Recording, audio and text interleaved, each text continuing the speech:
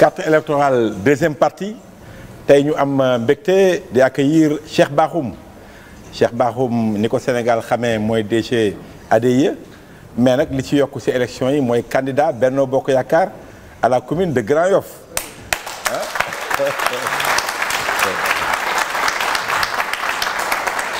mu am nag benn particularité Grand Yoff la mission de monsieur Bakhoum mooy déboulonner taxawu Dakar xam naa du nekk mission bu yomb waaye ñoom yaakaar nañu ni nañ ko dem parce que seeni discours mooy dañuy gagner dimanche prochain élection yi à Grand Yoff. Inch'Allah loolu mooy discours ñi ànd ak moom yëpp di wax mais tey xamoon ngeen ni tey mooy dernier jour campagne électorale ñu bëgg a tàmbali monsieur Bakhoum laaj la nan nga dundee tey dernier jour campagne bi. alors xanaa sant yàlla bu baax a baax Babacar di remercier population Grand Yoff yëpp parce que fépp fu ñu dem rek accueillir nañ ñu avec joie accueillir nañ ñu vraiment comme seeni ay doom tey nag ma war a remercier surtout ñi nga xamante ne ñoo ànd ak man muy les responsables de la coalition Benno Bokk Yaakaar de Grand Yoff mu nekk ay kàngam yoo xam ne ñoom ñëpp vraiment amul kenn koo xamante ne muyewul la mayoo demul waxtaan ak waa Grand Yoff pour convaincre leen ci projet bii nga xamante ne moom la ñu présenté au Grand Yoffois te ñu jàpp ne c'est un projet issu de ces populations là. donc ku nekk ci ñoom rek vraiment def liggéey bu mucc ayib donc gannaaw bu ma remercier population Grand Yoff ci accueil bi ñoom lay remercier d'abord parce que liggéey bi yëpp ñoom ñoo ko def. et puis tey li ci am solo mooy jóge nañu ba Grand Yoff ñëw fekk si la en centre ville. donc loolu indi la mais tey xam nga tey nekkoon Grand Yoff da nga génnoon. fekki woon la tête de liste de Dakar. mon grand frère Abdoulaye Diouf Sarr. et comment ça s'est passé meetingu tey bi. ça s'est très bien passé vraiment population de Dakar ñëpp génn nañu pour fêter avec le ministre Abdoulaye Diouf Sarr ce meeting de clôture. mu nekkoon moment bu am solo. gannaaw bu ñu demee waxtaan ak waa Dakar yëpp. il était important ñu lancer un dernier message aux populations de Dakar pour leur dire de faire le bon choix. te fii à Dakar quand même benn choix moom moo fi am muy la coalition Benno Bokk Yaakaar parce que mooy coalition bi am programme bu am yéene pour la population de Dakar et je pense qu'à ce niveau-là amuñu benn doute que Dakar sera marron beige au soir du 23 janvier 2022. sa campagne boo leen ko jàppee nii day mel ni meeting deuxièmement doo leen ko permettre moom mu wax li mu bëgg a wax bàyyi leen ci xel. dafa am ay capsules yu bëri yoo xam ni ci programme c'est important xam nga meeting yi ngeen di def yëpp ak yooyu c'est important mais nit ñi du ñu am temps déglu bu baax yeneen sénégalais yi ñëwul ci meeting yi du ñu la déglu moo tax émission yi c'est important parfois ngeen di déglu pour que mu wax li mu bëgg a def pour Grand Yoff mais durant toute la campagne 14 jours yi fi nga dem yëpp ban type de déjà ban genre meeting nga doon ban genre campagne est-ce que proximité la woon caravane la woon wala meeting grande mobilisation nga doon def. alors ñun nag suñu campagne dafa xaw a différent trop ni politiciens yu bari di doxalee parce que d'abord dañu tàmbali ci phase u pré-campagne. parce que ñun dañu jàpp ne tey bu ñu bëggee proposer un programme faw d'abord ñu am une démarche inclusive te démarche boobu mooy respecter population yi tey boo bëggee benn programme da nga war a dem ci gox yeeg goxaan yi waxtaan ak population yi ñu wax la seen i jafe-jafe. wala sax ñu proposer ay solutions ci jafe-jafe yooyu nga mën a tënk lépp mën a proposer ce programme moo tax ñu def une initiative inédite bu ñu tuddee wax leen ñu dégg. wax leen ñu dégg ñu dugg ci 66 quartiers yëpp population Grand Yoff en tout cas échantillon bi représenté Grand Yoff parce que amul benn couche population bi bu ñu bàyyi di ndaw di mag. di personnes âgées amul kenn koo xam ne bàyyi nañ la nga nekk chômeur nga nekk vraiment nit koo xam ne da ngay liggéey ci marché wala nga nekk ouvrier loo mënti doon rek jël nañ vraiment ñëpp couche yooyu yëpp jox leen la parole pour que ñoom ku nekk ci ñoom wax jafe-jafe quartier yi aussi naga noonu ku nekk wax jafe-jafe quartier donc bu ñu defee loolu ba pare ci la ñu am daanaka 800 propositions yu juddu ci concertation yooyu. donc 800 propositions yooyu moo jur le grand yokkute pour Grand Yoff bi nga xam ne mooy résumer un peu programme bi nga xam ne moom la ñu nar a doxal les 5 prochaines années pour vraiment changer Grand Yoff jox ko beneen xar kanam et vraiment qu'on puisse aider nos populations avec un programme ambitieux programme boo xamante ne amul benn gox ci biir Grand Yoff boo xam ne bàyyi na ko te également priorité yi nga xam ne commune bi am na ko priorité yi ñoo nekk dans nos axes yi nga xamante ne moom la ñu prévoir ci programme bi priorité mën nga ci lim problème emploi problème mu éducation ak social mais également problème mu cadre de vie bi rawatina ci cadre de vie bi problème mu sécurité bi donc loolu yëpp ñu tënk ko ci programme bi te ci kanam mën nañ dellu ci aspect yi nga xamante ne dinañ ci ñëw si aspect programme bi déjà am na ay film yoo xam ni réalisé nañ ko yéen a ko réalisé jox ñu ko am importance au niveau de la régie Fallou bu fekkee pare nga rek premier film vidéo bi nga xam ni mën nañ ko seetaan pour xam lan lay proposer waa Grand Yoff bu fekkee pare nga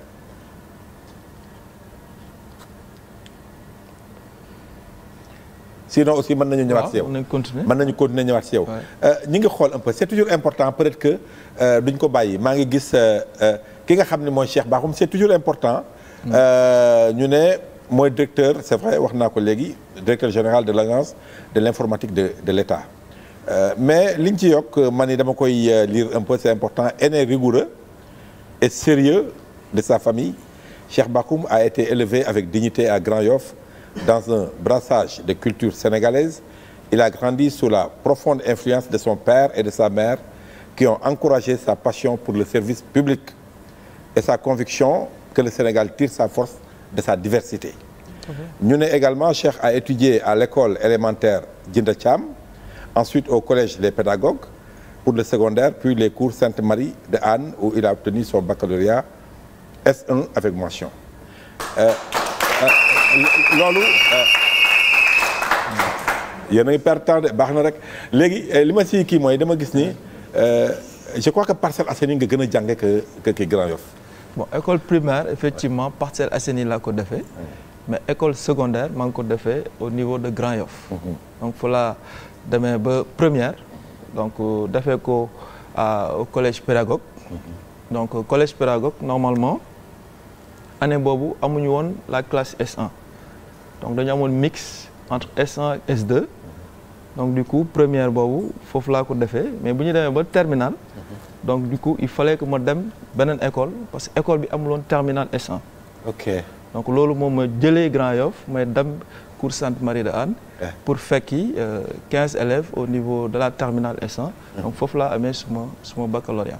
bi nga amee bac da nga dem Paris. bi ma amee sama bac nag ci laa dem Paris def d'abord une prépa intégrée et ensuite dugg dans une école d'ingénieur foofu laa diplômé à l'école supérieure d'informatique électronique de Paris bu ma paree suma diplôme également ma liggéey dans une boîte qu'on appelle Accenture bu ma fa liggéeyee tuuti ci laa ñibbi si Sénégal créer une boîte boo xamante ne informatique moo nekkoon spécialité am et après 2 ou 3 ans ci la dugg ci cabinet wu président de la République comme conseiller technique chef de service informatique et 2 ans après j'ai été promu comme directeur général de l'agence de l'informatique de l'État. mais moment bi ngay jógee Paris lan moo nekkoon pourquoi lan moo nekkoon sa xel. da nga demoon Sénégal wala. non man sama réussite je ne la voyais qu'au Sénégal voilà donc man mosuma imaginer une réussite en dehors de mon pays.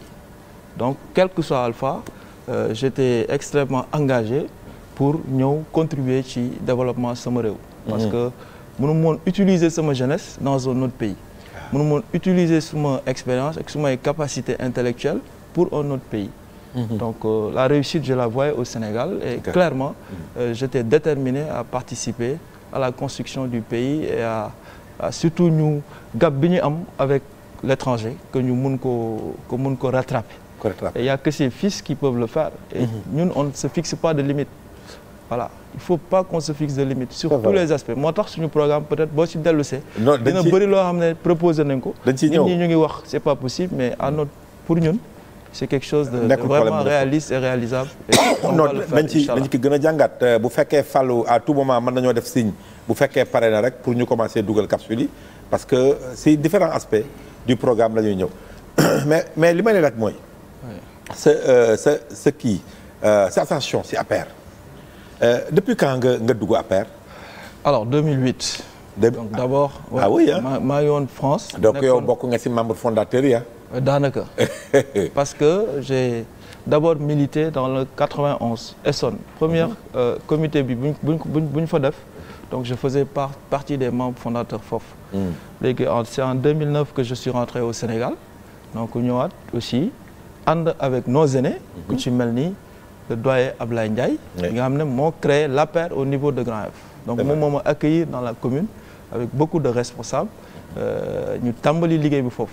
mu bokkoon ci coordination yi njëkk au niveau du Sénégal coordination Grand Yoff APR. ah oui mooy la première coordination daanaka bu président Macky Sall reconnaître à l'époque parce que ñun suñu parti dañ ko organiser woon de manière horizontale. On ne parlait pas de coordination on disait juste que ku ne rek day am un comité de 100 personnes. mais Grand Yoff permettre nañ leen ñu am un coordinateur le doyen Ablaye Ndiaye c'est le temps de en tout cas moment là aussi de le rendre hommage parce que tey bu ñu egsee fii c'est parce qu'il a pu poser les jalons pour que APR am de vraies bases au niveau de la commune de Grand Yoff et aujourd'hui d'être l'alternative de ce qui se fait maintenant. non c'est important parce que bu ñu xasee ba dugg ci programme bi après dugg naa maa ngi woon CCR à convergence des cadres. ah oui des cadres. oui membre fondateur la foofu. c'est vrai CCR yaa nga fa. c'est nous qui avons créé la CCR au niveau de Daniel Brottier. c'est vrai ñu amoon Thierno Sall comme coordonnateur. ensuite Diouf Sarr comme secrétaire administratif et d'autres camarades qui étaient au niveau de la CCR et aujourd'hui c'est Diouf Sarr qui est le coordinateur. donc là aussi j'ai pu contribuer en tout cas au développement de l'APR au niveau des cadres mais également j'ai milité ci jeunesse bi au niveau de la COJER. donc on a fait pas mal d'initiatives lu ci mel ni l'université républicaine. xam ne ci lañ doon def une grosse rencontre pendant 2 ou 3 jours mobiliser tout le parti indi le président de notre parti mu ñëw pendant 3 jours ñu réfléchir sur des questions extrêmement importantes ba ñuy agsi ci pouvoir bi voilà donc parce que bu ñu génnee sa parcours rek dugg ci programme bi xam nga duñ la xam te man damay bëgg toujours ki may invité Sénégalais yi gën koo ràññee gën koo xam c'est important mais biir APR après da nga ñëw rek c'était fait que daal yaa waroon a nekk leader tête de liste wala après combat la convaincre les militants de l'APR pour nekk aujourd'hui le leader en tout cas au niveau des élections locales. non ñi mënoon nekk leader bëri nañu. voilà ñi mënoon nekk leader bëri nañu mais lépp loo gis rek ay waxtaan la ba juboo yaa ngi dégg donc de manière générale vraiment APR waxtaan nañ bu baax a baax ba en tout cas la majorité des responsables amoon nañ ci lu ñu d'accord. mais quand même on a une coalition. donc dañu bëri parti dañu bëri mouvement yoo xam ne ñu ngi ci biir. c'est vrai donc choix bi mënul yomb donc ñu am ay leaders yoo xamante ne dañu am qualité te dañu def seen ay preuves. am ay doyen am lépp donc ñooñu ñëpp tey boo leen bëggee dajale dafay compliqué. ku ne da nga am ambition. bien sûr donc ambition yi dafa légitime donc il faut que ñu permettre expression boobu. te notre parti quand même dafa permettre expression boobu président Macky Sall du étouffer ay ambition et ku ne rek dañ lay bàyyi nga wax li nga bëgg. et sur cette base on s'est mis d'accord que président Macky Sall ki mu tànn rek. ñu ànd ak moom et vraiment depuis que président Macky Sall tànn ñu. la majeure partie. ñëpp gis nga ni ànd nañu ak yow 98 ou 99% des responsables. ñëpp ànd nañ ci décision wu président Macky Sall boobu. c'est vrai que maa ngi fi seen Fatoumata Niamba ma ne maa ngi fi seen Fatoumata Niamba nga xam ne moom une grande responsable bokkoon na voilà nga xam ne te moom aussi nekkul APR dafa am mouvement dafa am partem donc ça veut dire que ça confirme li nga wax léegi nii dafa am conglomérat de partis et de mouvements yoo xam on a la plus grosse coalition de Grand Yoff. ba la ñuy dugg si film yi dafa am benn question bu ma la bëgg a laaj boo xam ne Sénégalais lañ koy wax souvent dañ naan Cheikh Bakhoum dafa yaru dafa est-ce que yow yaakaar nga ni yaru boobu ba ñenn ñi sax di ko considérer comme genre noppi pour yow handicap la wala avantage la ci politique bi ngay def. non nit ki moom lu naturel ngay def. ni nga mel rek ngay wane ci politique loolu nga war a wane. faut pas tricher. voilà ku ne rek ni nga mel il faut développer ta carrière ou tes trucs. mais d'accord nga ni ngay politiquer ute nag ñu bëri ni ñuy politiquer. non d'accord nga loolu nag ça c'est clair il faut man moom c'est-à-dire ñun nu ñuy politiquer il faut nga def loo xam ne da nga ko gëm. voilà lu ñuy def yëpp ñun dañ ko gëm buñ ko gëmulee duñ ko def et donc du coup ñun politique lu ñu jàpp position c'est pas une fin en soi xam nga lu ñu soxla. mooy transformer réew mi loolu mooy objectif. mais objectif nekkul nekk ministre wala nekk maire wala nekk truc ça c'est pas des objectifs. objectif mooy nga ñëw ñu jox la dara nga def say preuves réaliser des choses tey waa Grand Yoff du rek fal nañu maire après ñu kontaan. non bu ñu falee maire dañuy xaar ci moom mu defar dëkk bi. donc foofu la liggéey bi di commencer de. foofu la liggéey bi di commencer. moo tax ñun quand même suñu politique yëpp dañ ko baser sur des actions dañ ko baser sur vraiment.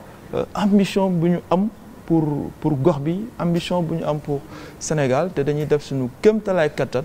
ba li nga xamante ne dañ koy wax dañ koy dig population yi mu nekk ay engagement ñu jéem ko. ñu jéem def tout ba respecté ko. moo tax suñu caractère quand même on fait très attention ci li ñuy wax on fait très attention. ci li nga xamante ne dañ koy proposer population yi. c'est vrai donc lépp lu ñu wax rek. dañ koy mesurer bu baax. bañ a diggee loo xam ni moo tax du ñu wax n'importe comment. c'est important c'est important. Fallou indil ñu première vidéo bi ñu xool.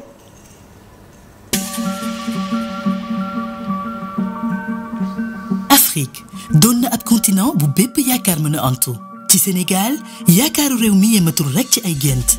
pas-pas la bu am solo bu ab askan yeewoo ànd ci ak njàmbarte ak fulle bu dëggu. Grand Yoff doon na ab commune ci Ndakaaru ñu taxawal ko ci atum 1950 mu doon ab gox bu ñëpp ànd booloo doon benn tey jëfe lii di solidarité. waaye Grand Yoff soxla na tey ay jéego yu bari ngir mu soxaliko bokk na ci wàllum kaaraange xëyu ndaw ñi mbirum salte bi ak yu ni mel. askanu Grand Yoff war a am ay jiite yu ànd ak ñoom taxawu leen ngir saafaral yooyu yitte jamono ji. Grand Yoff am tey taxawaay boo xam ni war na doon gox bu ñëpp di faale. looloo tax Cheikh Bakhoum bëgg ànd ak ñëpp ngir ñu gunge ko pour mu taxawal boobule vision. Cheikh Bakhoum nekk ci bopp coalition Benno Bokk Yaakaar di yaakaaru gox ba war a sokkali xar kanamu gox ba ànd si ak askan wa ngir jëmal kanam boobu commune.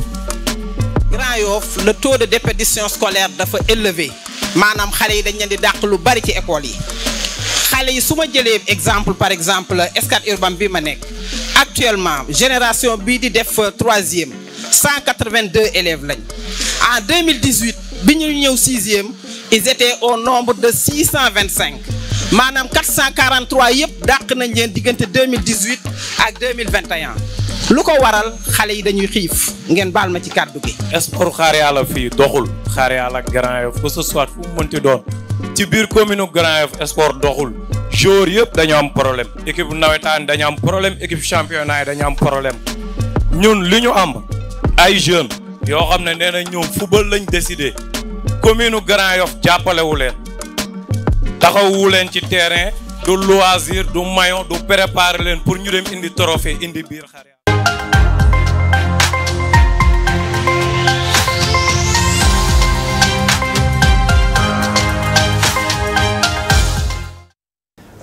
DG mën nga ñu commenter vidéo bi lan moo tax nga lan la wane ak Grand Yoff lii c'est un peu li nga xamante ne jot nañu ko waxtaanee population yi donc extrait la ci atelier yi ñu doon def wax leen ñu dégg nga xam ne gis nañu benn enseignante boo xam ne wax na jafe-jafe yi école yi am tey école yu bari yi nekk Grand Yoff xale yi nga xam ne dañu fay jàngee ñu bari dañuy teel a génn ci système scolaire bi xale yi buñ dee 100 en sixième daanaka les 80% dañuy génn avant la classe de troisième. à Grand Yoff lu waral loolu Grand Yoff lu waral loolu wax na ko bokk na ci xale yi dañuy xiif entre bu ñu yegsee 10 heures xale yu bari duñu ndékki bu ñu jógee seen i kër te école yi aussi duñu leen jox ndékki donc du coup loolu mu nekk ay jafe-jafe yoo xam ne constaté nañ ko ba sax ay yenn écoles yi ñu jël ay initiatives pour def en tout cas le fondé à l'école on peut donner aux enfants li nga xam ne dinañ mën a jël petit déjeuner. donc loolu constat la boo xamante ne. population yi foofu donc mën nañ ci rester. voilà ma laaj la à ce niveau là de l'éducation lan nga xalaat pour indil ko. voilà indil ko waa Grand Yoff. loolu moo tax ñu indi le programme jàngi ndekki waaw jàngi ndekki la ñu bëgg boo xam ne dina impacter au moins 15 000 enfants. ndekki jàngi wala jàngi ndekki. voilà boo jàngee daal boo demee di nga ndekki. di nga ndekki jàngi ndekki. moo tax ñu tuddee ko jàngi ndekki.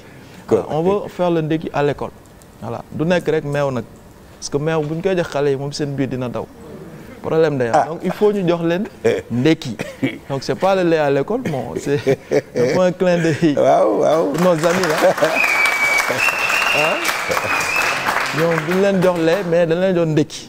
voilà ndekki mooy lu raisonnable te loolu mooy permettre xale bi mën a concentré wu ba cours bi. ba te loolu commune bi dina ko mën a def ci école primaire surtout Grand Yoff. voilà école Grand Yoff on l'a prévu. voilà et on l'a évalué 15 000 enfants ñoo nar a impacté ci 15 000 lan la primaire wala lépp. primaire primaire d'accord. parce que da ngeen a bon Grand Yoff c'est un quartier populaire. quartier boo xam ni ay néew di doole bëri nañ fa. loolu donc moo tax ngeen xalaat ni c'est important ngeen dimbali njaboot yi par rapport à leurs enfants. C'est extrêmement important. suñ ko en tout cas notre objectif c'est après généraliser ça. ci école publique yi ne Grand Yoff yëpp. c'est ça notre objectif à l'image vraiment li ñuy def comme des cantines scolaires yoo xam ne dinañ ko systématiser désormais dans les écoles publiques de Grand Yoff. En tout cas dans notre quinquennat objectif bi loolu la moom mooy que dans l'ensemble des établissements publics ñu am des cantines scolaires yoo xamante ne élèves yi dinañ fa mën a restaurer. en dehors de ça c'est vrai c'est important. lan ngeen xalaat du point de vue de l'éducation. voilà ban constat ngeen def ak. constat bu ñu defoon vidéo état des lieux bi. bu jàlloon waaw di nga gis état de délabrement bi am ci école publique yi nekk Grand Yoff. loolu muy wane lajj ak vraiment tële ak limite yi nga xamante ne tey mairie bi am na ko. xam nga ku mënul toppatoo ay école primaire. gëw ma ne mën nga indi des investissements yiy tax commune boobu war a mën a changer. tey suñu école primaire yëpp dañu dégradé wu. voilà boo demee école marché ay toilettes sax daanaka amuñ ko woon. c'est par notre volonté la ñu dem ñu jàppale école bi pour ñu am ay toilettes donc c'est des bonnes volontés ñooy ñëw di ko def alors que ça c'est le rôle de la mairie c'est pas le rôle des bonnes volontés loolu du yoon voilà et loolu ngay constater dans tous les établissements yi nekk au niveau de Grand Yoff. mais déjà état délabré ba pare surpeuplement des classes. oui foofu la bëggoon classe yi am 3-4 élèves par banc. parce que da ngeen di wax souvent c'est vrai c'est bien d'améliorer les conditions dans les écoles mais yokk également écoles yi. loolu am na solo. dañu war a yokk classe yi oui. yokk classe yi mën na nekk ñu yokk niveau yi parce que mënatuñu continuer rek di am les mêmes types d'architecture depuis les indépendances écoles yi. faut ñu changer moo tax ci suñu programme dañu joxe beneen modèle d'architecture école te loolu dañ ci bëgg a liggéey avec le changer ni ñu tabaxee école yi dañ ci bëgg a liggéey avec le ministère de l'éducation nationale parce que comme une commune comme Grand Yoff nga xam ne concentration population bi dafa bari et on n'a plus trop d'espace donc il faudrait qu'on aménage en hauteur loolu mooy mën a permettre ñu jël plus d'enfants dans nos établissements. donc loolu tax ñu proposer donc les écoles à plusieurs étages et puis bëgg nañ aussi ci yenn quartiers yi nga xam ne vraiment tey espace amatu fa. oui ñu mën fa def ay établissements également suñu mënee indemniser des familles pour mën a construire. pour jël espace yi voilà jël yenn espace yi defar ay établissements mais dañu koy def un quartier comme Arafat par exemple amul école. quand même tout un quartier aussi grand et aussi peuplé. loolu jafe-jafe la nga dem zone de captage qui est peut-être le quartier le plus grand en termes de superficie amul école publique loolu yëpp ay jafe-jafe la donc du coup quand même mairie bi fi ne malheureusement ci problématique yi nga xam ne dafa poser wu réellement aux populations indiwuñu benn solution te pourtant nag laisser la population bàyyi leen te pourtant nag maire bi yàgg na fa de ñoom ñoom ñi ngànk maire bi mais loolu noo ko mën a comprendre bu fekkoon ne liggéeyu ñu peut-être comme ni ngeen koy waxee pourquoi à chaque fois waa Grand Yoff leen joxaat confiance. Bipa moom mënuñ ko joxaat Bipa moom mënuñ ko joxaat te duñ leen ko joxaat. mais parce que Khalifa Sall. non xam nga. maire bi fi nekk déjà. population yi mosuñu ko fal. d'abord il faut que nit ñi xam ko mosuñu fal Madiop. parce que Madiop moom je pense que comme mënti présenté wu dina ko gagner. mënul gagner lan moo tax nga ne mas nañu ko fal. non parce que Khalifa Sall lañ faloon.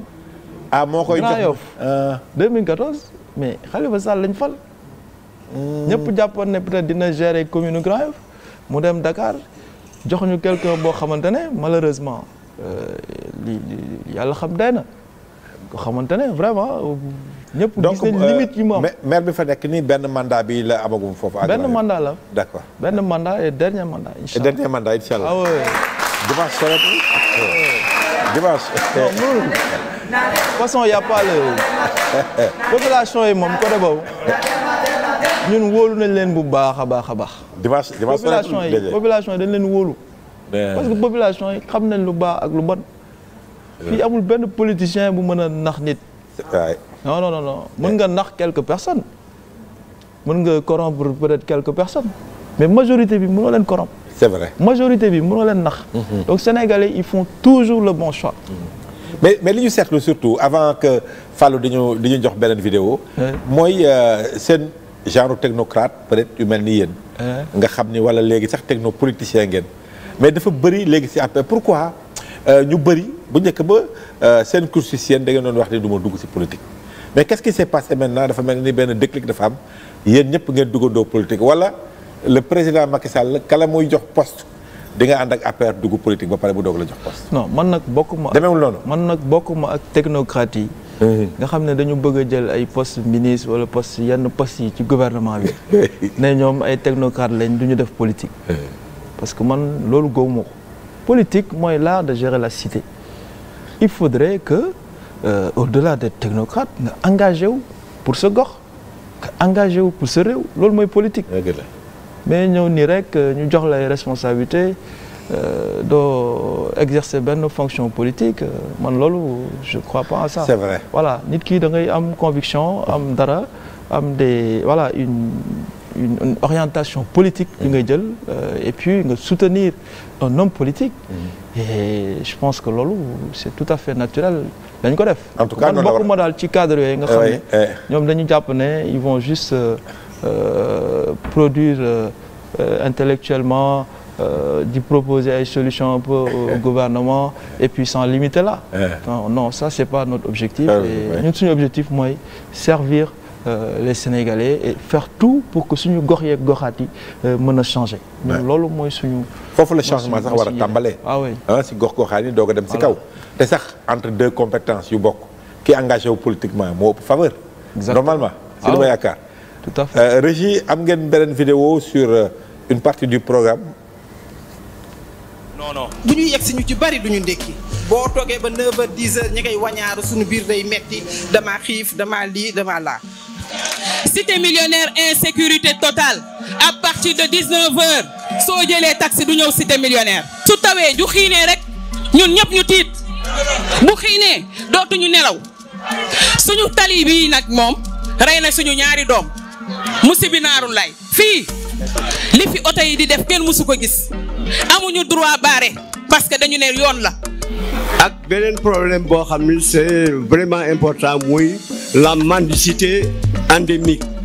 pavé moom lu ñu soxla la marché sori nañu torop xam nga ne jóge fii dem ma Grand Yoff di ndukki metti na wala ñu dem Castor suñu amul ndugu 3 jours la ñuy ndugg wala une semaine su jeexee dañuy jënd ki table te jënd table metti na torop. mooy yow li ngay wax nga gëm ko ñun ñuy wax tamit nu gëm suñu wax mu nekk loo xamante ne li ñu koy couvrir mooy lu dëggu dëggu bi mooy lan aussi ne la nga waxante nga seet sa diggante sa borom def ko. wax nañu problème yi nga xamante ne moom la ñuy jànkonteel mais également proposer nañu yenn solution yi donc loolu yëpp dinañu ko jël dëxëñ ko suñu programme présenter leen ko am nag un engagement de mandature parce que lu ñu bëgg mooy suñu mandature lépp loo xamante ne dañu ko jël comme engagement dañu bëgg yéen en tant que population ngeen mën a suivre lépp loo xamante ne.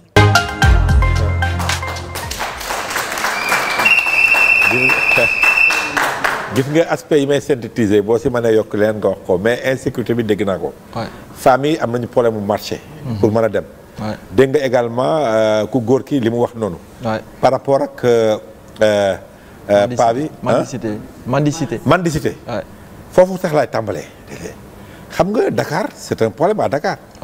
est-ce que yaakaar nga ni commune bi am na possibilité interdire loolu wala régler ko mendicité boobu. non peut-être commune bi amul possibilité interdire mendicité waaye li mu war a def mooy def un programme ambitieux pour nos enfants ñu xool nu ñuy accompagner les daara pour que xale yi ñu mën leen a sédentariser maanaam ñu toog ci daara yi mën dafa restaurer wu mën di vraiment di jàng foofu alxuraan sans pour autant ñu soxla di génn di def mendicité.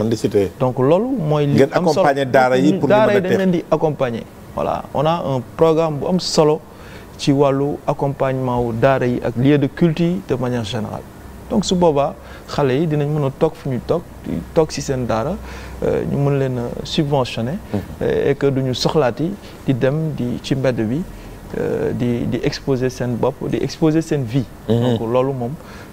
te loolu am nañu yéene def ko. waxtaan ngeen seeg borom daara yi pour xam naka ngeen leen di dimbale. tout à fait ñoom ñëpp tey ndimbal boobu dañu ko soxla wax nañu vraiment soxla nañ mairie bi accompagner leen comme lu ñu wax tey mairie mooy administration bi gën a jege population bi moo gën a jege askan wi donc moom rek moo mën a nekk interlocuteur bi mën a gérer yenn aspects yi. moo tax ñun ci suñu programme lieu de culte yi daara yi vraiment fépp foo xamante ne dañ fay éduquer xale rek dinañu def suñu kéemtalaay kattan pour accompagner leen et je pense que loolu mooy def du vrai social que de prendre juste xaalis bi di ko distribuer. donc ay saaku soble ak ay saaku pomme de terre. ça règle pas le problème. d'ailleurs bu fekkee accompagner ngeen daara yi ñoom it weccit bi xam nga weccit bi ñuy am ci xale yi il faut le dire comme ça. am na ñoo xam ne du ñëpp nag. des maîtres coraniques yoo xam ni véreux yoo xam ni peut-être xale yi weccit bi ñu ciy am da leen di arranger même bu leen commune bi aidé xaalis boobu ñuy am ci xale yi day tax du ñu arrêté mais yéen boobaa aussi di ngeen jël seen disposition pour que daara boo leen ci dimbali dootul bàyyite ay xalam di taxawaalu. voilà dañuy def suivi bi war. parce que nit ki aussi doo ko dimbali ba pare dem sa yoon da nga koy dimbali ba pare def suivi voilà parce que ñun moom bu ñu jëlee commune Grand Yoff képp koo xamante ne dañ lay jàppale dañ lay suivre parce que suñu objectif mooy génne la dans la pauvreté nous c'est ça notre objectif. parce que nit ki di ko jox tout le temps bàyyi ko dans la précarité ça c'est pas un objectif. mais bu ñu lay jox di la subventionner par exemple on a prévu de donner 1000 bourses familiales communales lañ ko tuddee ñun 1000 bourses familiales communales nga xam ne dinañ jël ay familles yoo xamante ne vraiment c'est des familles démunies ñu leen di verser chaque trimestre donc une bourse familiale. ah bon bourse familiale bi état bi def yéen ko bëgg a yóbbu dañ koy renforcer ci commune bi. voilà commune bi aussi day dafay effort pour accompagner état bi lu muy def. et xam nga ngeen ñaata famille ñooy soxla loolu. ah bëri na. parce que nag on a un registre national unique mooy le RNU. oui boo xam ne quand même c'est des millions de familles. c'est vrai ñoom ñoo ci nekk. donc aujourd'hui même président Macky Sall am na ambition yóbbu bourse familiale yi de 400 000 à 1 million. oui. donc pour dire que ba léegi quand même famille yu xamante ne soxla nañ ndimbal boobu bari nañu. mais boobaa ñi état bi jël doo leen boole. non duñ leen ci boole. d'accord donc li ñuy jël c'est un complément da ngeen ñëw en appoint à l'état. complément pour vraiment gën a jàppale population yi nga xam ne dañ ko soxla mais ñun suñu objectif nag mooy ñooñu ñëpp di bénéficier wu aide yooyu.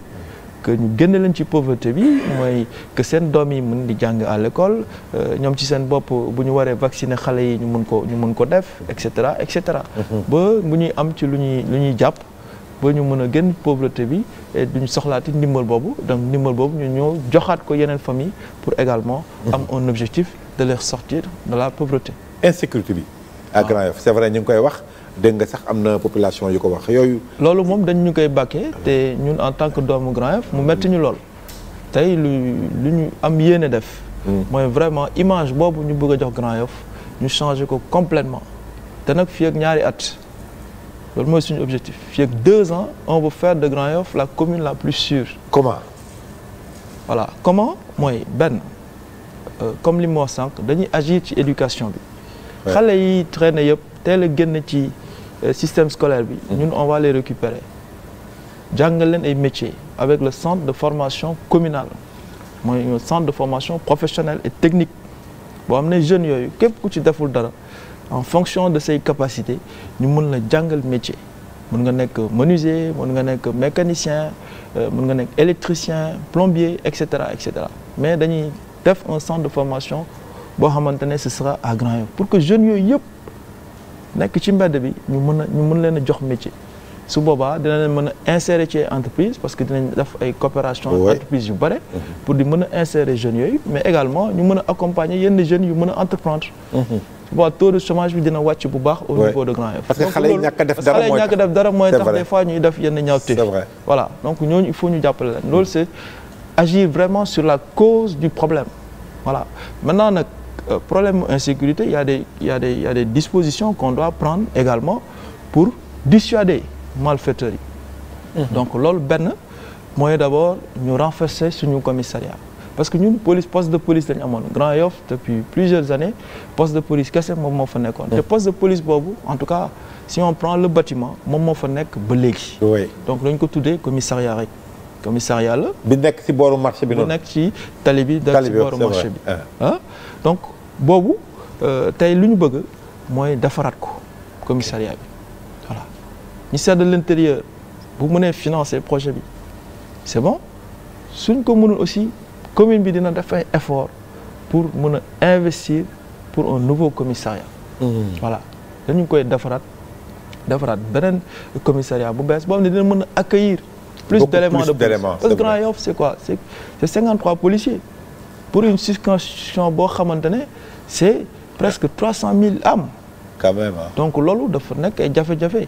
yoo xamante ne day yokk insécurité bi donc lu ñu bëgg mooy vraiment jàppale les forces de défense et de sécurité jàppale également le commissariat ci wàllu logistique parce que dañuy wax ne ça c'est une compétence boo xam ne ministère de l'intérieur moom moo ko yoree mais boo nekkee maire service yi ne ci état bi yëpp yow yaa leen njaboote te yow yaa leen war a di jàppale da ngay gis sax service yu bëri dañuy ñëw ci ay espace mairie bi la ñuy occuper yaa ngi dégg donc nag il faut que ñu def tout ba tey mairie bi mën a am ay infrastructures yu baax yoo xamante ne état bi dina ko mën a utiliser en tout cas on va travailler en étroite collaboration avec l'ensemble des ministères pour que lépp loo xamante ne soxla nañ ko en termes d'espace en termes d'aménagement et en termes vraiment de pouvoir travailler dans de bonnes conditions ñu mën a accompagner services yooyu donc service police yi nag il faudrait que ñu def loolu il faut que ñu am beneen commissariat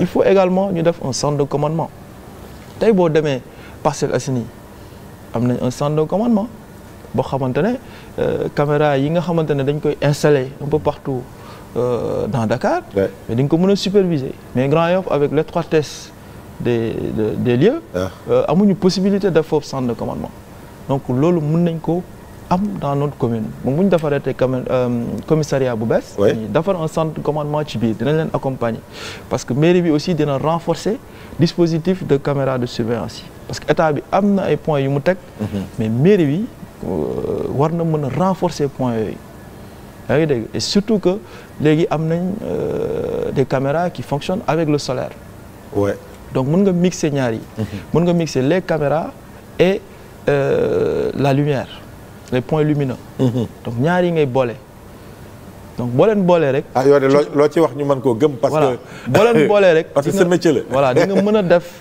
le maximum de caméras au niveau de Grand Yoff am une belle salle boo xam ne dinañ mën a superviser 24 heures sur 24 les rues de Grand Yoff donc loolu dina dissuader malfaiteurs yu bare donc loolu moo tax ñun ñu jàpp ne bu ñu agiré ci éducation bi agir ci commissariat bu bees bi donc ministère de l'intérieur jox ñu plus d'éléments def des caméras de surveillance am une supervision 24 heures sur 24 je peux considérer sur 2 ans que Grand Yoff mën na nekk la commune la plus sûre du Sénégal. C'est vrai.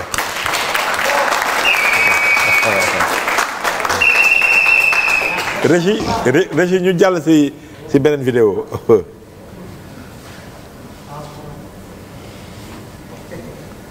doon na jëmal programme alternance locale ci ndimbalu askanu Grand Yoff boobu vision ëmb taxawaalum ay makkaan yi war a yóbbu Grand Yoff ci kaw ci kanam ak ay jumtuwaay yu méngoo ak doxalinu jamono ji yi tax dundu askan wi mën a yaxan la maison communale de l'emploi li mu tuddee maison communale ñu war ko taxawal ci xolu li war a nekk futur foyer des jeunes ultramodernes dinañ ko samp ci quartier bu Arafat mu nar a gunge bépp ndaw buy wut xëy wala mu namm taxawal yëfu boppam.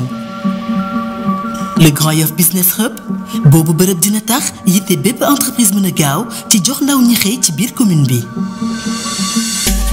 le centre de formation technique de Grand Yoff xarañte ci wàllu menuiserie soudure mbirum maçon mécanique froid peinture décoration bépp xëy bu mu mënta doon dañu ko jëmmal ngir fësal li ñuy def ci réew mi.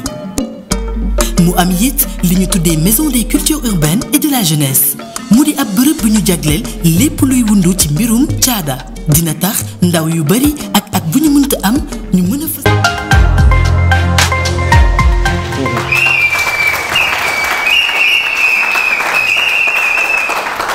foofu yaakaar naa DG formation ak emploi la. voilà donc li ñu bëgg a def pour le domaine de l'emploi tey bu ñu defee nos ateliers. waxtaan ak population Grand Yoff vraiment li njëkk a génn comme priorité c'est l'emploi des jeunes. ah oui voilà jeunes yi vraiment wax nañu ne dañu am jafe-jafe pour am xëy donc mairie nag ñu bari en tout cas dañuy def maire yu bari dañuy def erreur. parce que dañuy ne loolu du compétence transférée en tout cas ci bu ñu xoolee code des collectivités territoriales bokkul ci 9 domaines de compétences. Ouais. Pour l'emploi. L'emploi. Par contre mairie déjà day employé ay nit donc day agir ci domaine emploi mais aussi tey politique boo mënta mëne pour accompagner wul jeunesse bi rek. sa politique yëpp day daanu. C'est vrai. donc il faudrait que mairie bi nga xam ne moo gën a jege jeunesse bi. mu am quand même un dispositif pour accompagner chaque jeune Grand Yoffois. donc moo tax ñu teg la maison communale de l'emploi bi nga xam ne son rôle d'abord ñu mën a identifier jeune bi ñu xam ne jeune bi nii la tudd fii la dëkk lii lay def d'abord ci loolu et puis maintenant ñu xool yan perspective la ñu mën a jox jeune boobu. su fekkee jàngul école teel na bàyyi école ñu xool nu ñu koy. amalee métier oui c'est vrai. su fekkee ne am na diplôme mais amul xëy. également ñu xool peut-être quelques formations en plus yu mu mën a def pour mën a am des débouchés quelque part parce que nit ki mën nga jàng loo xam ne malheureusement du am débouché ci entreprise yi donc entreprise yi duñu la jël donc il faut ñu orienter la ci loo xam ne entreprise yi dinañ la mën a jël wala yow ci sa bopp nga mën a développer une activité donc loolu moo tax cette maison est indispensable pour accompagner la jeunesse et suñu objectif c'est vraiment accompagner 50 000 jeunes sur 5 ans. Ah oui. Voilà, 50 000 jeunes sur 5 ans. Donc d'abord on va les identifier. 50 000 ça va faire 10 000 peut-être par année. Par année au minimum. Voilà, 50 000 jeunes. nga xam ne tey dispositif yi fi ne bari lool te malheureusement jeunesse jeunes yu bari xamuñu ko dañu war a def le link. mooy le lien entre jeunes yi ak structures yooyu parce que 3FPT mu ngi fi. di am des en tout cas un dispositif d'accompagnement bu dem presque ay 20 milliards par an dañ koy def ci formation professionnelle et cetera formation jeunes yi il faudrait que jeunes yi ñu mën leen wax ne loolu c'est possible ñoom ñoo il faut que ngeen dimbali orienter ñoom xamuñu voilà DER mu ngi accompagner ci ay financement et cetera FONGIP donc toutes ces structures yi nga xam ne ñu ngi ci état bi di accompagner jeunesse bi il faut que mu am un lien bu am entre structures yooyu ak jeunes yi donc maison communale boobu mooy nekk le lien là mais également maison communale boobu mooy nekk le lien entre les jeunes et les entreprises. ok parce que entreprises yi ne Grand Yoff yëpp dinañ def tout ba ñuy recruter des jeunes Grand Yoffois donc dinañ am base de données wu donc entreprises yi. am base de données jeunes yi su boobaa ñuy mën di def link yi. voilà mën di def link yi et également du ñu yem rek ci entreprise u Grand Yoff yi donc bépp entreprise bu nekk Sénégal dinañ def tout. ba présenter la ñun suñu ay jeunes ak seen i ay capacités yi nga xam ne am nañ ko parce que peut-être accompagner lañ leen renforcer nañ seen ay capacités tey am nañ possibilité mën a dugg ci sa entreprise donc après yéen da ngeen di nekk link courroie de transmission on peut le dire comme ça entre jeunes yi am formation entreprise maanaam doo leen former rek bàyyi leen ñu dem quoi. tout à fait il faut ngeen accompagner ba ñu insérer wu. waaw nous c'est ça notre objectif. mais 50 000 jeunes en 5 ans ça c'est vrai que ça représente beaucoup. sur une population d'à peu près 300 000 habitants. xam nañ ni jeunes yi ñoo ëpp. bu fekkee 70% la donc c'est déjà bien. mais moyens yi bala ñu dugg ci feneen. nan ngeen xalaatee jëlee moyens yi en partenariat wala la commune a des potentiels un potentiel boo xam ne mën na ko génne. oui ñun d'abord dañuy compter ci suñuy propres moyens. ok les moyens de la mairie. voilà parce que d'abord ñun jàpp nañ ne Grand Yoff déjà niveau budget bu mu am dafa faible voilà. budget fu mu toll parce que ñun mënuñu am un budget d'à peine 3 milliards en tout cas un budget voté un budget qui est voté en début d'année. C'est à peu près 3 milliards. Mais boo xoolee une commune comme Plateau. ils ont 10 milliards il paraît. voilà. mais Plateau li fi nekk ci infrastructure yooyu amoon nañu ko de. même bu nekkee ne am nañu infrastructure et cetera mais dama bëgg wax rek comparaison bi boo ko xoolee. nga xam ne ñun on est assez faible en termes budgétaires. d'abord il faut ñu def ay effort ci wàllu woowu ba yokk suñu budget léegi nan lañ ko war a defee mooy d'abord système mu récupération suñu ay taxes faw ñu changer ko waaw parce que c'est géré de manière archaïque. et il y a beaucoup d'argent yoo xamante ne du dugg ci keesu état bi parce que nu ñuy récupérer xaalis bi la donc loolu c'est un problème donc lu ñuy def mooy informatiser le dispositif de récupération des taxes municipaux donc loolu moom ce sera notre premier chantier nga xam ne dañ mën a récupérer taxes yi ci anam yu baax mën a doubler avec l'informatisation du système doubler voire tripler le budget actuel parce que boo xoolee même si ñoom dinañ voter budget quasiment de 3 milliards li ñuy exécuter c'est à peine 1,7 milliard. quand même à peine. nekkul un budget donc ça veut dire que au finish on se retrouve avec un budget de 1,7 milliard boo xam ne les 80% sont utilisés dans le fonctionnement de la mairie. loolu nag bëri na maire yi bëri na maire yi donc 20% mooy gérer investissement. donc loolu mu faible lool. donc loolu moo tax vraiment Grand Yoff en tout cas amul daanaka benn investissement bu fa am. mais tendance bi noo ko bëgg bu ma déggee noot suñu maam naan Khalifa Sall mu ne maire Madiop a fait un bon bilan ba pare investir na plus de 4 milliards. ça représente. ci 7 ans. 7 ans quand même oui. ça pose 4 milliards problème. ça veut dire 1 milliard par année. 7 ans 7 ans 7 ans ok. moins d'1 milliard bien sûr ku investir 4 milliards même suñ ko mayee lool te ñun jàpp nañu sax 4 milliards dugul foofu. parce que gisuma ban infrastructure lañ fa réaliser. à Grand Yoff. à Grand Yoff man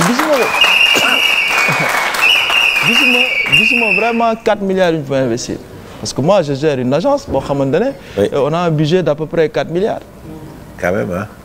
donc et on fait pas mal d'investissements donc kooku bu ne moom en 7 ans investir na 4 milliards boo xamante ne bu ne ci stade bi la ko dugal mu ne mairie bi 100 millions la fa def. en tout cas d'après les propos de l'ancien maire boo xoolee foyer des jeunes un rez-de-chaussée def maternité à part loolu gisuma fa leneen.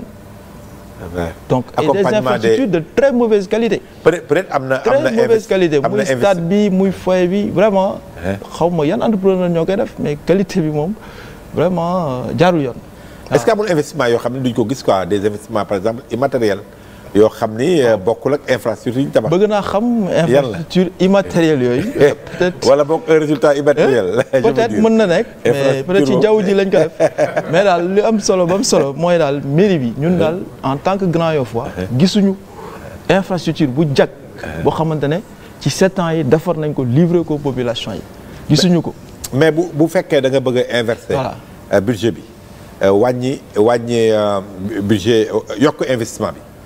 fonctionnement bi wàññeeku te loolu c'est le problème de toutes les municipalités en fait collectivités territoriales loolu noo xalaatee changer ko par exemple. d'abord recrutement abusif bi la ñuy wàññi waaw parce que da ngay ñëw nga jël nit boo xamante ne liggéeyul deful dara nga koy fay un niveau de salaire ça pose problème loolu déjà problème la donc il faut que quand même ñu assainir administration wu mairie bi waaw il faut ñu liggéey ak agent yëpp.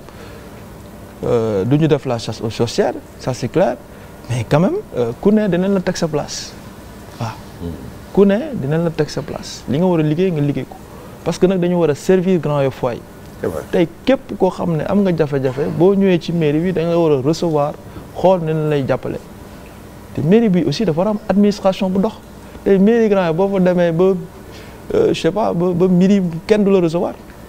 parce que amul administration amul dara amul service d'accueil y a rien du tout tey boo demee si yenn services yoo xam ne mairie bi moo koy gérer lu ci mel ni état civil. mais tey boo bëggee sa naissance Grand Yoff difficulté yi ngay dund yow rek yaa ko xam.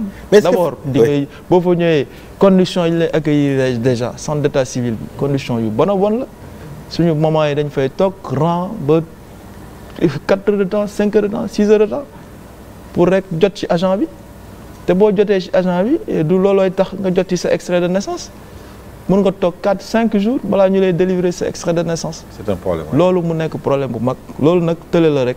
est-ce que informatisation bi mënul régler le problème. mooy régler problème bi. les gens ne soient pas obligés toujours di dem di rang. mais boo amee maire boo xam ne comprendre lu bari mais loolu mooy jur lool. loolu. mooy jur lool.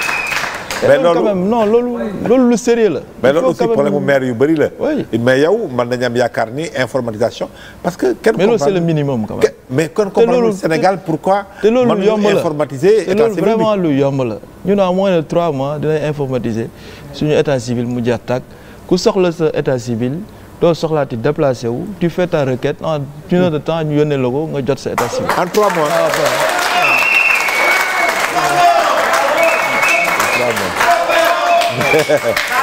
loolu c'est le minimum. c'est le minimum loolu dañ ko war a dépasser. donc en 3 mois mais loolu municipalité yu bëri war nañ jël exemple ci yow boobaa. waaw parce que c'est le problème ñu bëri dinañ bëgg di ñëw grand pour inspirer ñun. pour inspirer aussi loolu. loolu moom c'est sûr. ñu bëri dinañ bëgg di ñëw. Fallou je pense que allez-y campagne bi wane na ko pare ngay indil. je pense que suñu campagne bi wane na ko. waaw nu ñu campagner quand même gëwuma ne gis ngeen ku campagner noonu Sénégal.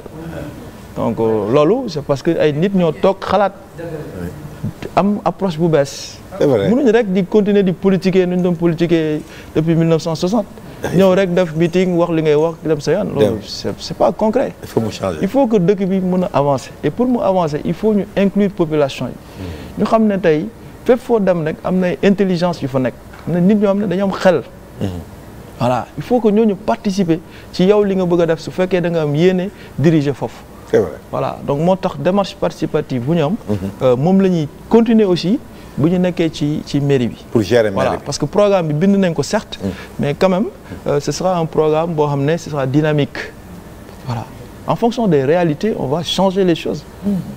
parce que loolu mooy li nga xam ne mooy li concret li réaliste. loolu la population yi di xaar ci yéen. loolu la il faut qu'on soit vraiment. parce que déjà les populations sont fatiguées ah. oui c'est que dañuy sonn te duñu gis kenn koo xam ni peut-être mën na dalal seen xel. wala génn aussi c'est un problème maire bi day toog ay années du dem ci yenn quartier yi maire bi day toog ci ay années du dem ci yenn services yi donc c'est un problème.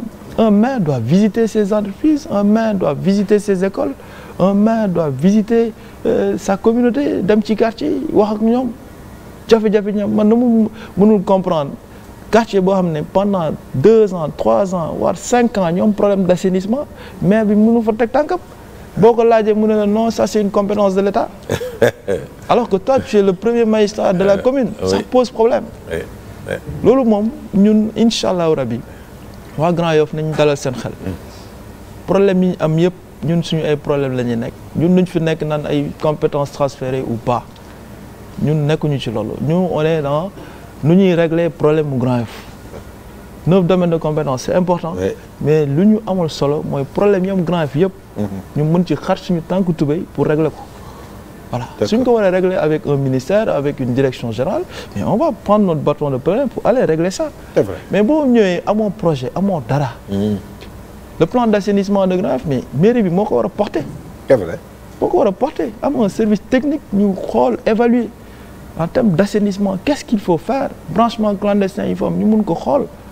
investissement réel lu ñu fa war a def mairie bi moo ko war a diagnostiquer urbanisation dëkk bi mais mairie bi moo war a def plan d'urbanisme de détail mairie bi moom responsabilité bi et cetera donc loolu il faut que mairie xam ne aménagement espace bi moom la incombé il faut que mairie bi ñu professionnaliser ko mais ñun Grand Yoff amuñu chance amuñu administration mairie bu normal amuñu maire bu normal donc ça pose problème donc loolu mooy jafe-jafe bi oui mais problème mu maire yi aussi je parle pas seulement de Grand Yoff mooy peut-être amuñu loo xam ne mën nañoo fay des compétences souvent ñun de suñu maire toog na ci télé bi ne moom dina fay ay salaire 1 million dina fay ay salaire 800 000 te presque 80% de son budget de fonctionnement c'est des salaires. loolu de au Sénégal koo ko fay mën nañu am yaakaar que ni franchement mën na li muy def loolu ingénieur bu normal mën na ñëw foofu.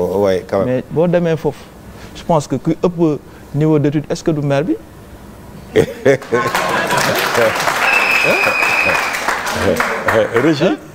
Régie mën nañu seetaan beneen vidéo un aspect du programme. ci wàllu culture beneen ponk marché moderne Bignona ñu xam ko ci marché ngir jënd ak jaayum yàpp mbaam xuux ak le marché moderne ci wàllu produit frais di bërëb bu soxal lépp luy jaayum diw ak wàllu maraîcher yi les marché ñu fas yéene ko yeesal def ci kaaraange ngir ñu am taxawaay bu am solo ci wàllu commerce réew mi.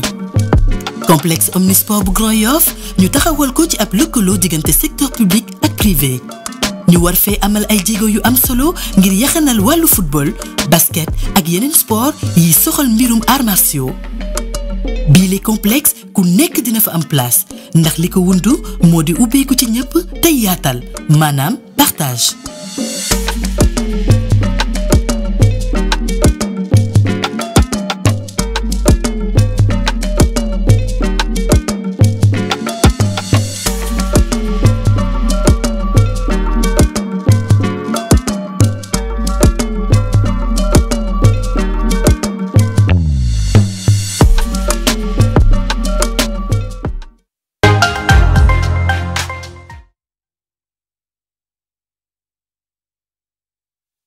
waaw je baaxum sa réalisation yaa ngi nañu de photo yi.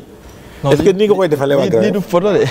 non waaye. lii du photo animation 3D la. ok voilà parce que ñun li ñu xalaat dañ ko bëgg a def ci image nit ñi xam exactement lan la war a lan la infrastructure yi nar a mel. ni ngeen ko dara defee ni ñu ko bindee ni ñu ko defaree nii. en tout cas au minimum nii lay mel. sinon dina dàq li mieux que li ñu gis léegi parce que marché bi tamit gis nañ ko dégg nañu ñi doon intervenir benn dame bu wax ni dañu am problème marché bu ñuy dem dafa sori et finalement. ñun suñu marché yi c'est l'occasion pour moi tamit de remercier commerçants yi nekk marché Grand Yoff ak commerçants yi nekk marché Arafat yëpp ak sax les commerçants nga xamante ne ñoo nekk marché Bignona parce que ñoom ñëpp dañu mànkoo ànd nekk benn soutenir suñu candidature. loolu mu nekk une première ñu tëj ay marché pour def un meeting politique pour jàppale un candidat jàppale une équipe parce que c'est un ras-le-bol général vis-à-vis du maire actuel parce que xeex ak xuloo la dëkkee ak ñoom xeex ak xuloo amul projet amul dara ay damay toj te xamoo lay toj c'est problématique damay toj amoo projet amoo dara yow projet boo tàmbali ça dure 5 ans 10 ans yow stade municipal boo xamante ne ça fait combien d'années 10 ans mënoo ko terminer leneen ak leneen noonu donc quand même ñoom ñëpp tey manqué nañ ne dañu war a moderniser suñu ay marché waaw ñu naan nag ànd ak ñoom pour moderniser le marché d'Arafat moderniser le marché de Grand Yoff et moderniser le marché de Bignona marché Bignona nga xam ne c'est quasiment loo xam ne département de Dakar wala sax Sénégal ñun rek ñoo ko am. non c'est un centre. ay ambassadeurs ay yëpp dañ fay ñëw pour approvisionner en viande de porc.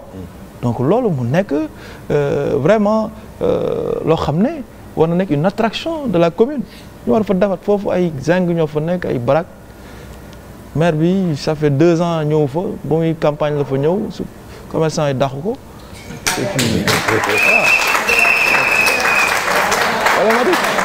donc mooy loolu daal loolu mooy affaire bi donc clairement.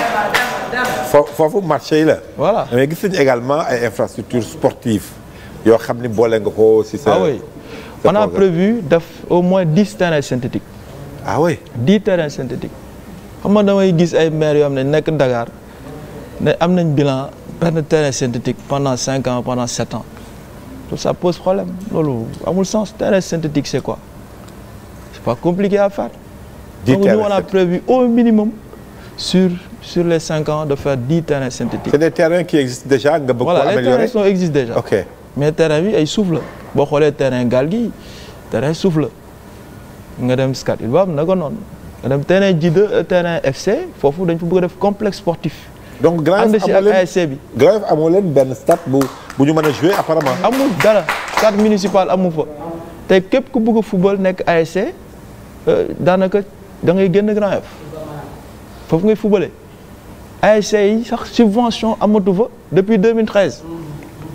ah oui. et puis ñu laaj maire bi pourquoi yow joxe woo subvention depuis 2013 xam nga lu mu tontu nit ñi mu ne non xaalis bi dama ko jël def ko ci stade bi municipal bi stade municipal te nee na 100 millions la def foofu ça pose problème pour quelqu'un qui a un budget de 2 ou 3 milliards quand même ne pas subventionner des ASC de 250 000 subvention bi la ASC yi ne Grand Yoff nga ne loolu mënoo ko joxe.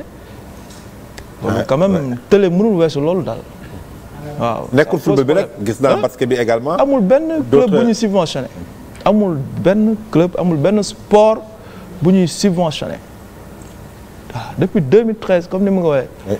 maire bi subventionné wul kenn. donc le minimum sax amul foofu donc man je me demande maire bi kan moo ànd ak moom réellement. parce que boo demee ci commerçant yi wax la loolu boo demee ci jeunes yi. le sport ñu wax la loolu boo demee ci mag yi aussi même chose dem ci jigéen ñi pareil bon en tout cas daal jàpp nañu ne ñoom daal nañ préparer seen ay bagages. waaw le 23 janvier daal ñu.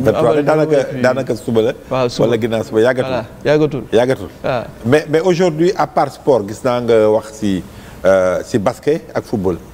yooyu mooy ses priorités du point de vue sportif. non ñun.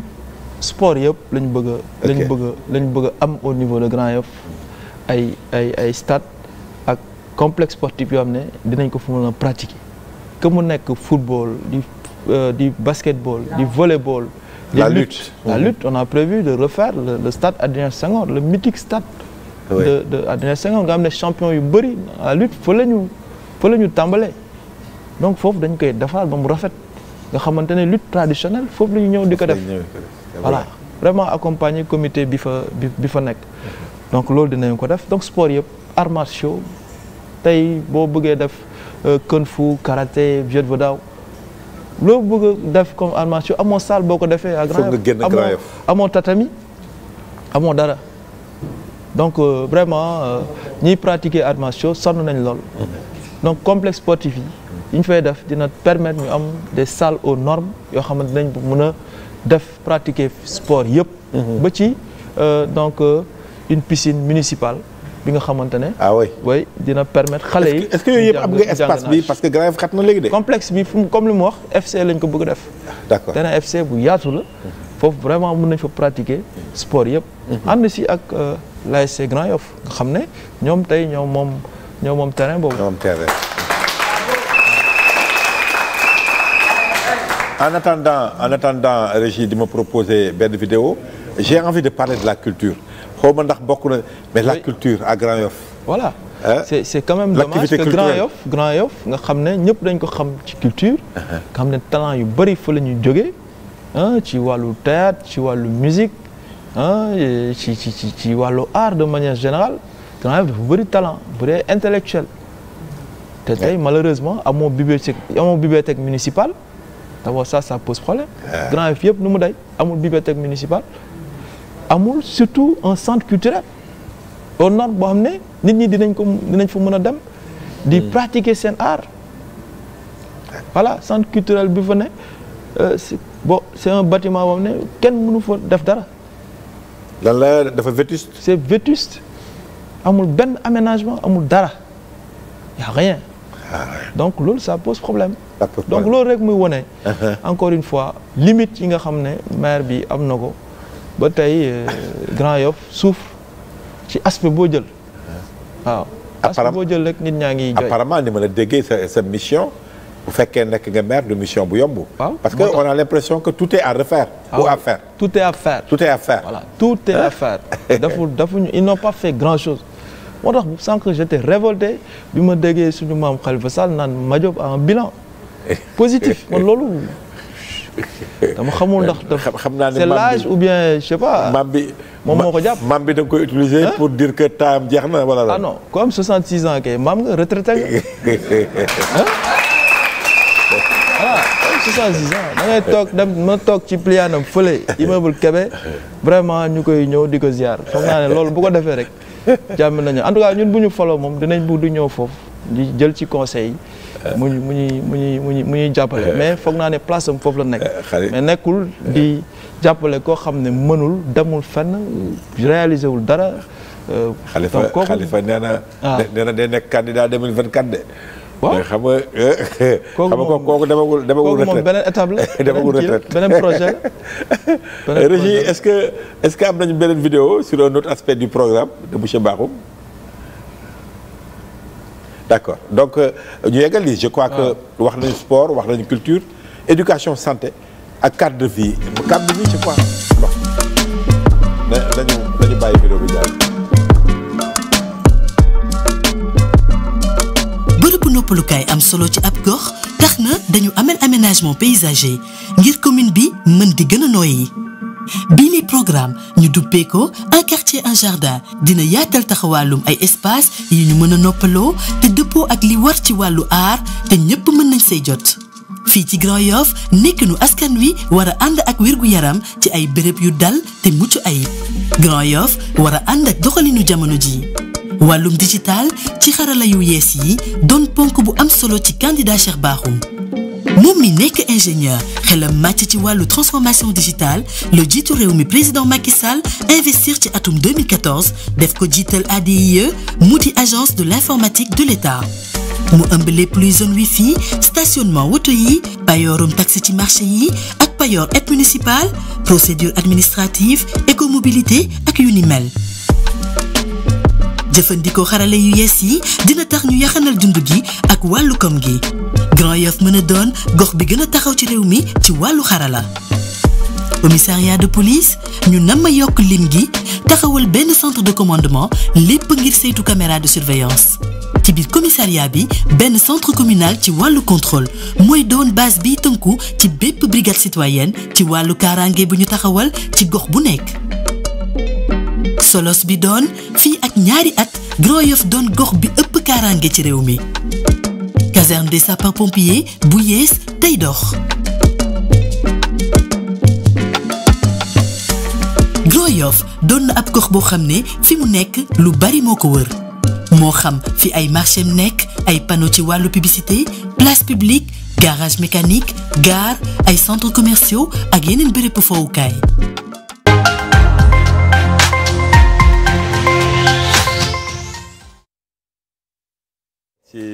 ci réalisation yi nga bëgg a indil bu ñu la falee le 23 janvier prochain mooy yi nga indi commissariat de police wax nga ko mais gis nañu yeneen aspect également bokk na sa programme. bokk na ci caserne sapeur pompier. oui xam ne Grand Yoff quand même daf ko war a am.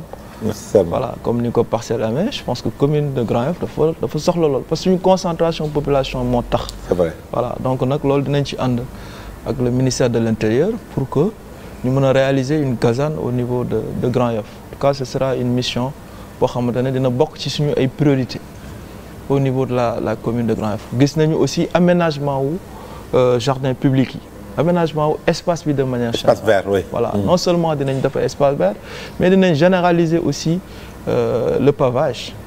voilà ouais. Il faut ñu généraliser ko dans tous les quartiers de Grand Yoff que quand même quartier yëpp ñu mën a harmoniser espace bi parce que bu ñu amee pavage fépp vraiment dina wàññi jafe-jafe population bi.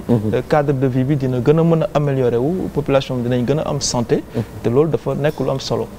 voilà est-ce que encombrement bi yaa ngi ciy bàyyi xel. voilà désencombrement par exemple. commune bu gën a encombré Sénégal wala Dakar c'est Grand Yoff. Ouais. donc la mairie ne désencombre pas quasiment. donc on a plein d'épaves yoo xamante ne ñu ngi ci tali bi. ñu ngi ci koñ yi. te mairie bi amul service technique pour yóbbu benn auto fourrière wala leneen. pourtant on a l'impression que fourrière bi gën a mag mi ngi foofu. mu ngi Grand Yoff mu ngi Grand Yoff. oui mu ngi Grand Yoff mais dinañ def tout sax fourrière boobu ñu mun ko jëlee foofu. ah oui waaw ñu mën a utiliser espace boobu pour leneen. fourrière bi ñu mun ko def comme ni ko peut-être président bi bëggee ñu def ko au niveau de Diamniadio wala feneen fu gën a sori. loolu mooy suñu yéene ñu jël espace boobu. mën ko utiliser pour autre chose. c'est vrai voilà c'est vrai loolu lañ bëgg. mais aujourd'hui li ñu gis dafa mel ni insister nga loolu ci affaire numérique est-ce que loolu sa profession sa liggéey. moo tax nga bëgg koo wane boo nekkee maire de Grand Yoff. non fi jamono ji toll ku mënul numérique normalement. waratuñ la sax def confiance. parce que monde bi foofu la toll léegi il faudrait que ñu xam ne numérique mooy développer réew léegi. voilà les entreprises les plus grandes du monde yi gën a mag ci àdduna bi nekkatul ay entreprises pétrole. wala gaz. entreprises yi gën a mag c'est des entreprises dans le domaine du numérique. voilà boo demee CAC 40 wala nga dem Nasdaq wala nga dem vraiment tous ces marchés là. ñi ëpp valeur c'est Google c'est Amazon c'est Facebook. c'est vrai yaa ngi dégg donc muy wane rek que tey numérique mooy driver le monde. c'est vrai donc du coup lépp looy def rek da nga war a xam ne da nga war a utiliser le dispositif digital. donc moo tax ñu bëgg ñun digitaliser suñu ay procédures loolu mooy njëkk digitaliser suñu procédure citoyen bi aussi mën a am accès ci information mairie bi grâce au digital. yaa ngi dégg donc vraiment on veut être la commune non seulement la plus connectée. maanaam ñu am. la commune la plus connectée du Sénégal maanaam ñu am fibre optique un peu partout dans la commune permettre aux habitants vraiment ñu am connexion à haut débit. am un wifi public dans tous nos espaces publics. mais dans les écoles payant même bu fekkee. objectif bi mooy ñu mën a subventionner le wifi. public. voilà ci place publique yi mairie bi mën na subventionner les liaisons spécialisées yi ñuy jël pour permettre aux étudiants aux jeunes de pouvoir se connecter bien sûr sur des contenus licites. voilà sur des contenus licites foofu mën na leen ko jox pour mën a réviser seen ay cours et cetera et cetera. foofu mën nañ ko def gratuitement. donc et cetera et cetera donc ça c'est prévu léegi bu ñu defaree problème connectivité bi ba pare. nag ñu régler problème mu vraiment digitalisation bi population bi ñu mën leen a jàppale ñu am un service public à partir de seen portable comme ni ñuy utiliser Wave ni ñuy utiliser WhatsApp. ñu mën a am aussi des applications yoo xam ne donc dinañ ko utiliser pour échanger ak mairie bi. c'est important voilà am na sax benn application bu ñu am ci programme bi bu ñu tuddee penc mi voilà ce sera une application boo xam ne vraiment Grand Yoff fois yëpp dañu fay bëgg di daje pour mën di échanger képp ku am idée mu mun ko def ça va fonctionner comme WhatsApp. voilà donc loolu aussi on va le développer pour vraiment permettre population yi képp ku am xalaat rek nga mun ko fa def ku bëgg a interpeller aussi la mairie nga mun ko def ci plateforme bi. comme ni ngay defee WhatsApp. c'est important mais dinaa dugg ci politique bi un peu xam nga boo xoolee à Grand Yoff c'est vrai que vous êtes confiant c'est important. mais xam nga Grand Yoff pouvoir bi gagné wu ko woon moo gagné d'ailleurs élection législative bu fekkee dañ koy jël comme repère comme référence. je crois que opéré woon nañ leen 2000 voix foofu voilà. un peu plus un peu plus. mais gab bi yàggul de 2017 ak léegi pour ngeen mën ko combler. waaw 2017 waaw ñoom ñoo gagné woon mais 2019 c'est APR. présidentielle yi yéen a gagné. ñoo gagné waaw présidentielle ñoo gagné te bii aussi ñun ñooy gagné waat. foofu nag c'est le président Macky Sall. le président Macky Sall joué na quotient personnel. day peser ci élection bi. léegi entre vous. bu ñuy jógee législative entre vous. est-ce que yéen yaakaar ngeen ni entre responsable. gab boobu mën ngeen ko combler wala combler ngeen ko depuis là. non seulement combler nañ ko mais dépassé nañ leen loolu foo ko wekk. da nga gis ñu bëri ñu nekkoon foofu ñëw fekk si leen wala. parce que ñun tamit ay scientifique lañ. donc lépp lu ñuy dugg dañ koy mesurer. waaw dañ koy mesurer balaa ñu ci dugg mesurer ko aussi à la fin. te lépp mesurer nañ ko te gars yi moom bii ba duñu seen. parce que yéen bokk ngeen. bu ñuy wax léegi jëm si Dakar Grand Yoff Parcelles et peut-être Grand Dakar ak yooyu. yéen est-ce que xam ngeen ni yeneen localité bi par exemple Abdoulaye Diouf Sarr di compter pour mën a gagner Dakar. effectivement. est-ce que vous avez mesuré l'importance de. mais bien sûr. de votre façon ñun loolu xam nañu ko. tey kii gagne Grand Yoff gagne Dakar. oui. voilà kii gagne Grand Yoff gagne Dakar parce que électeurs yi ñu am gannaaw Parcelles ñun ñoo ko ëppale. gannaaw Parcelles donc du coup il faudrait que ñu def suñu kéemtalaay kattan pour gagner Grand Yoff. te incha allah dinañ gagner Grand Yoff. jox ko Diouf Sarr pour mu mën a diriger la commune de Dakar. et vous êtes confiant par rapport ak Dakar. oui Benno Bokk Yaakaar. non très confiant parce que bon pour ñun heureusement pour ñun peut-être malheureusement pour les Dakarois benn candidat bu sérieux moom moo fi am. voilà benn candidat bu sérieux moo fi am muy le ministre Abdoulaye Diouf Sarr yeneen candidat yëpp ay mber ngembu wala ay fere non loolu c'est pas important ay wala nga nekk un candidat boo xamante ne chaque jour man ci sama portable ñu yónnee ma ay vidéo ngay saaga population mais candidat boobu kan moo koy def confiance qui va faire confiance un candidat qui insulte les populations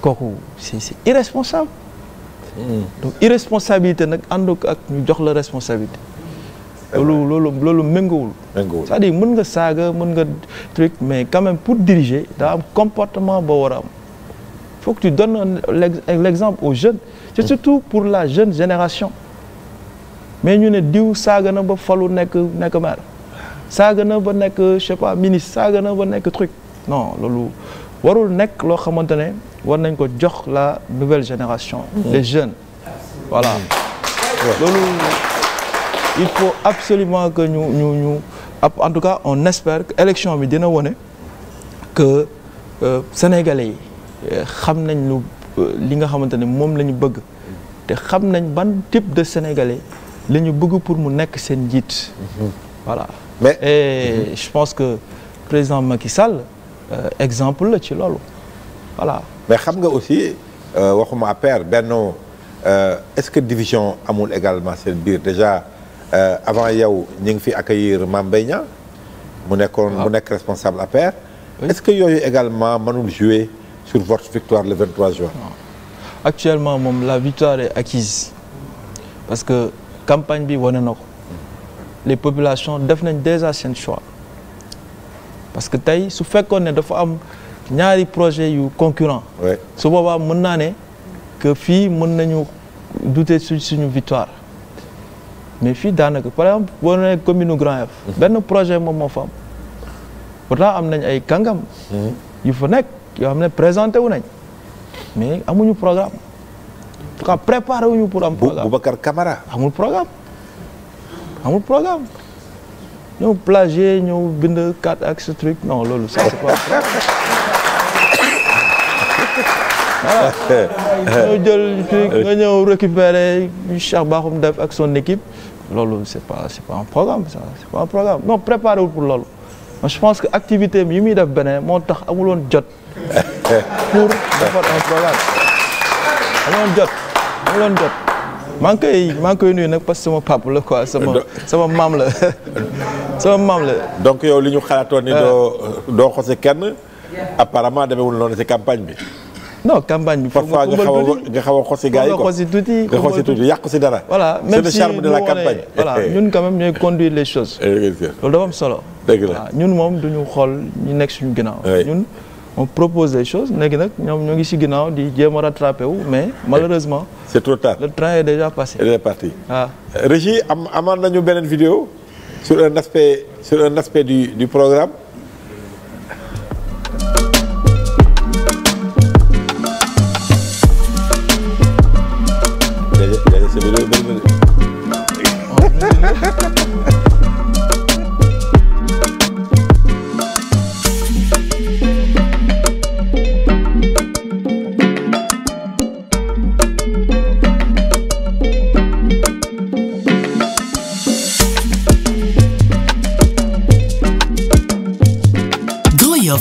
ponk assainissement di fësal nu ñuy namm saytoo wàllu mbalit mi te di fa jëlee ndox mu bon mi ci wàllu dem ak dikk bi dañoo amal Grand Yoff ay yoon yu am solo ngir dem ak dikk bi yomb ginnaaw ñu amal fa it ay parking Grand Yoff nam mën a am ay marché ay rond-point ay salle de spectacle ay espace vert ay école ak yeneen centre ci wàllu wér-gu yaram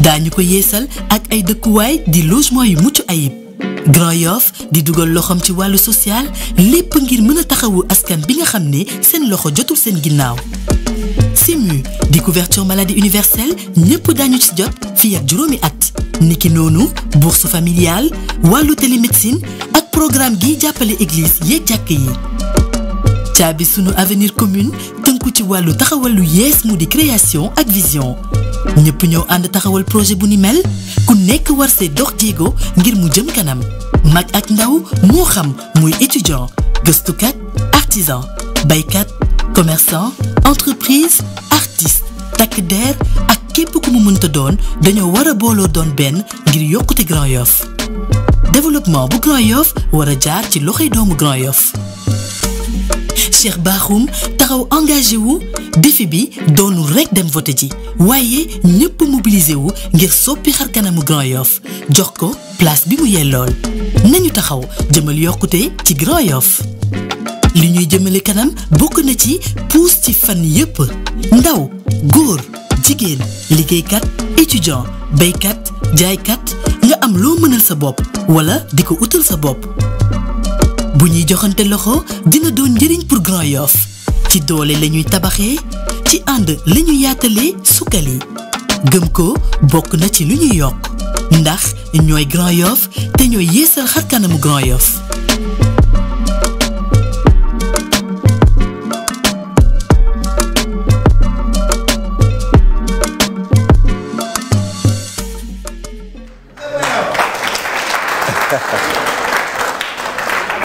gis nga li ñu lay indil si programme bi.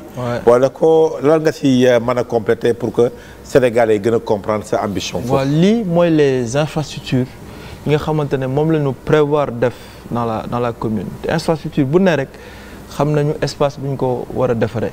donc loolu dafa am solo et je pense que c'est important que booy projeté wu nit ñi xam fi nga bëgg a dem.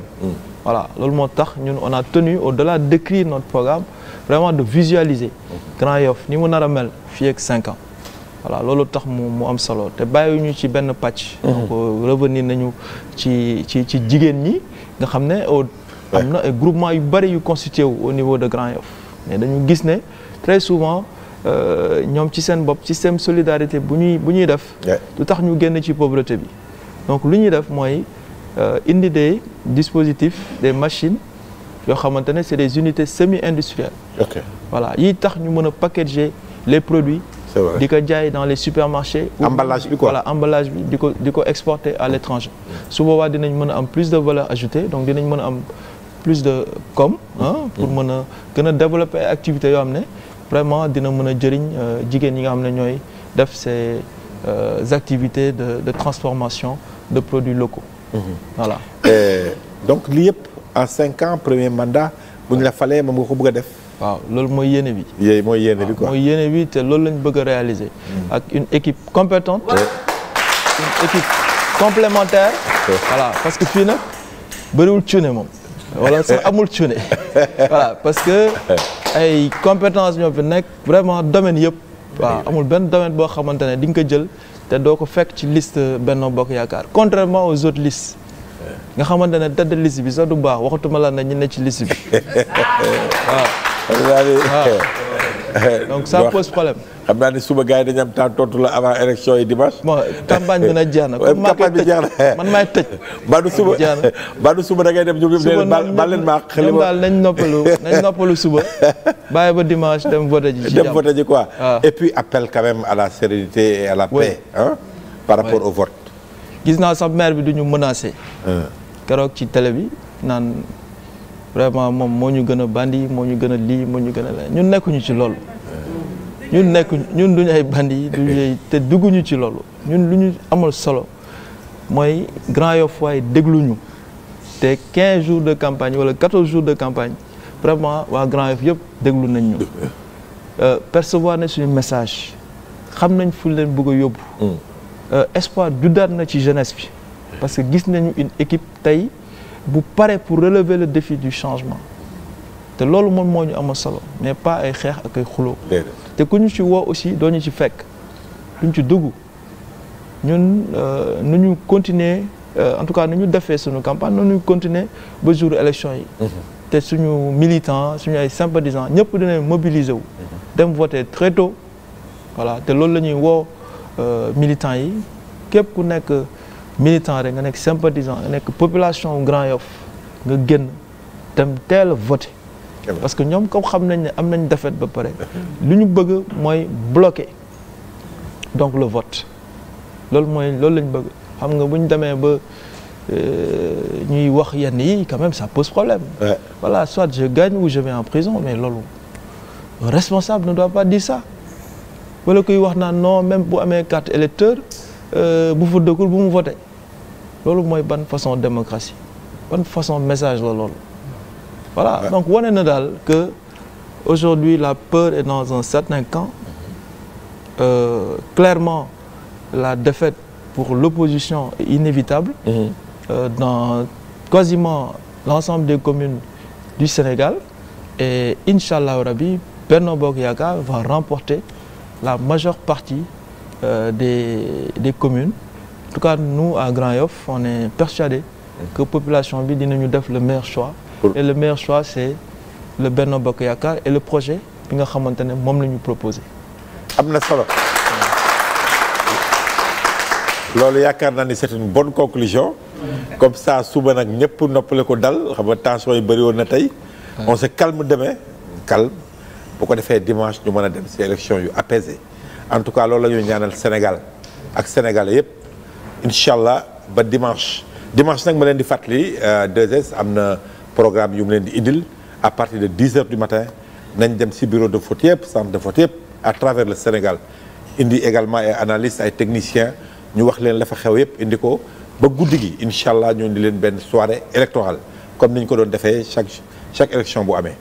donc loolu la ñu leen indi loon carte électorale jeex na tey parce que élection yi daanaka campagne bi jeex na donc ñu leen di jox daje dimanche incha allah pour le scrutin.